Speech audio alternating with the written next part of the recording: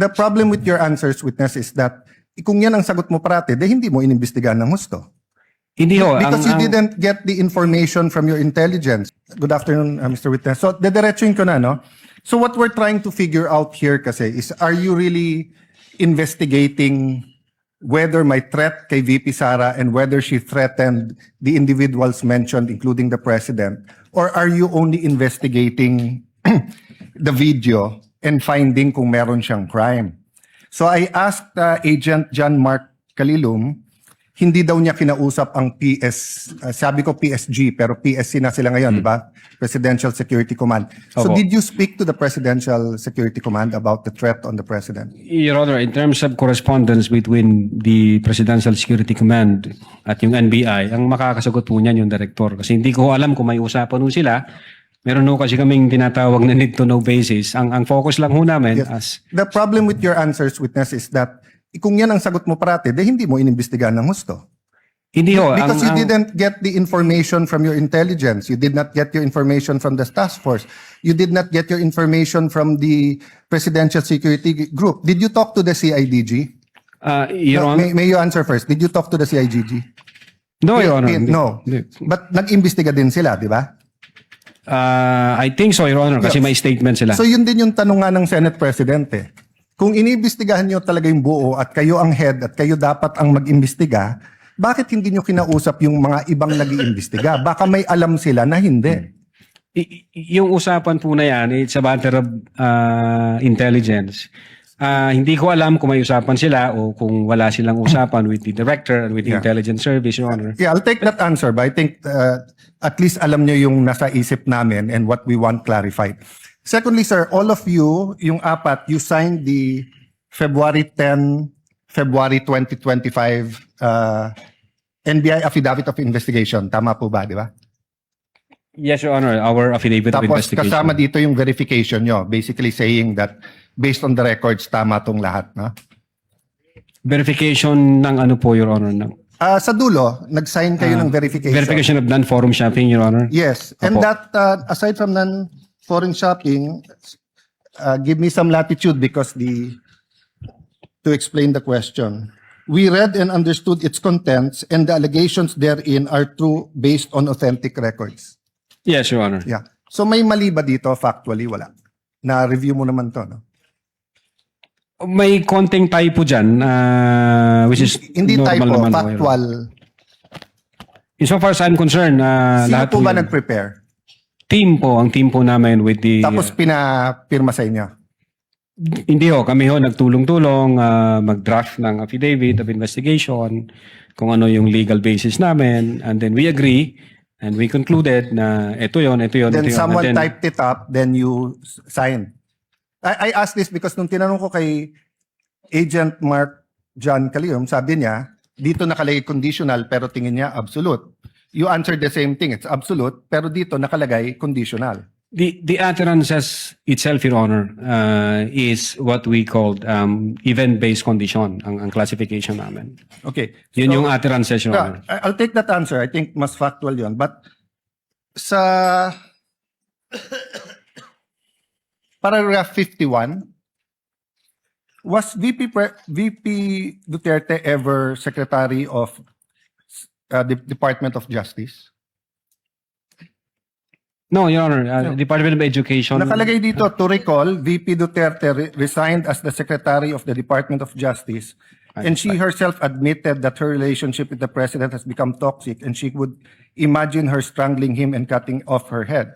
That's typo, Your Honor. That's not a typo. A typo means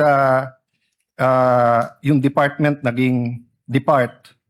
Department of Justice and Department of Education are two different things. Ang alam namin, sorry po. Yes, sir. Go ahead, sir. Yeah, Department of Education ang alam Yeah. namin. So, kasi I just filed my counter affidavit sa ombudsman about yung obstruction of justice. Ilang beses ko kailangan basahin kasi nga, pag may mali, pinirmahan nyo na sinasabi nyo, no? But anyway, going back to the condition, you mentioned the case of SPO2 Hamata. Yes, sir. But isn't it true that the lis mota of that case was really res judicata and double jeopardy?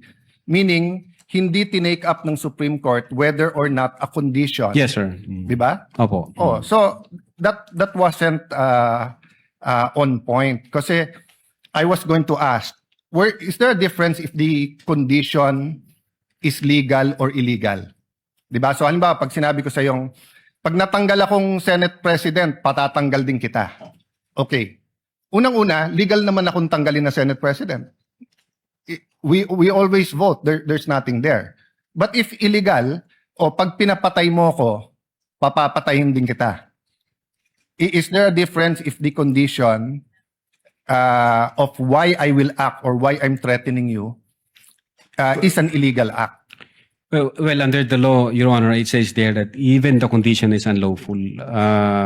So, regardless of the nature of the condition, Yes. sir. No, I want to get lang into your mind when you sign this because nga medyo novel yung case to for me. Even as a lawyer, I have to do more research and see anong ibig sabihin nito grave threats dito because you keep mentioning we keep mentioning here that this is the second highest official in the land and therefore pag trinete niya ang pangulo.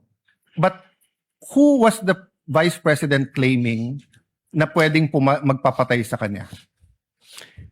Again, Your Honor, yun po yung reason ba't nag-issue kami ng subpoena. No, Gusto po namin... sa reading nyo nung statement niya, sino tinutukoy ng pangulo na mukhang mag-ooperate sa kanya ng Operation Romanov? Sinong pinagbibintangan niya? Well, una, kung ang pag-uusapan Romanov, Your Honor, ang alam namin na unang nagbigkas ng Romanov ay si Mayor Baste yata noong January 2024. Other yes. than... That's irrelevant. Ang question ko, in the mind of the Vice President, sinong pinagbibintangan niya na pwedeng magpapatay sa kanya? You said you investigated eh. So mahaba na testimony niyo ni Agent John Mark. So of course, kasama sa investigation niyo, sino sa mind ni Vice President magpapapatay sa kanya? Well, again, Your Honor, since wala kaming makuhang valid information. No, hindi ba klaro sa video na ang pinagbibintangan niya is the First Lady, the President, and the Speaker of the House? So sabi niya, pag pinatay ako, patayin mo silang tatlo. So ang pinagbibintangan niya na magpapapatay sa kanya, yung tatlo. I cannot answer to that, Your Honor. Senator Judge Allen, kindly wind up. But you have to be able to answer that because you are the one who investigated. And that is crucial. Why? Because part of your self-defense, so for example, if I know na sa senator judge, pag hindi ako bumoto one way or the other, papapatayin ako ng whatever, chief PNP or papapatay ako ng whoever. So pag sinabi kong, pag ako pinatay, si ganito nagpapatay sa akin. And then, ang difference, I don't usually give a threat na patayin mo rin. So could it be that actually that was the defense of the Vice President para hindi siya patayin? I don't know the state of the mind of the Vice President. But you've testified all throughout this afternoon that you went into her state of mind. Based on the series of events, Your Honor. Yes, and based on her statement. And her statement and the series of events is nag-away sila ng administrasyon. And the series of events is that sinasabi niya, pag ako'y pinatay, eto tatlo ang papatayin nyo. Okay, last question. Kay Attorney Lopez, tinanong din to ng Senate President ni Senator Tulfo. At di ko na itatanong pero napahapyawan ni Senator Erwin din to yung tungkol kay yung sinabi ni si Attorney Lopez, sabi mo, even before kasi nangyari yon, nakausap na ni Vice President yung papatay. That's the literal meaning of the statement. Yes, that's the literal meaning. But did you believe her? Well, she's the Vice President, sir. So she also said freedom of expression. So you also believe her? Not based on the evidence that what we gathered, sir. No, okay. So I'll stop there but I'll read to you. Sinabi niyo kasi sedition. Pero tignan niyo po yung page 25 nung sarili niyong affidavit ha. Si Princess Maui, ang sinabi niya, ano po ba ang pwede niyong maging remedy para matapos na ito, lalo't nagsisigaw na po ang taong bayan na mag-people power na? So actually, I would consider ang nag-uudyok si Princess Maui. Of course, we can discuss people power, but pero tignan niyo po ang sagot niya after yung sa pagpatay. Ang laban ay wala dyan sa EDSA, ma'am. Wala dyan sa mga highway. Ang laban, ma'am, nandun sa loob ng palasyo. Yan ang problema. We appreciate yung expression nyo ng disgust, ang pagkamuhi, ang hopelessness, kasi it reflects kung ano nararamdaman ng maraming milyon-milyon. Alam ko yan, ma'am. Kahit saan ako pumunta, ang sasabihin, binoto namin dahil sinabi mo, iboto namin. So if I look at that statement, parang baliktad. Parang sinasabi niyang huwag kayo mag-people power. Hindi, actually, kung babasahin po natin yung buo, may sinabi siya doon na natutuwa siya sa ginagawa nila.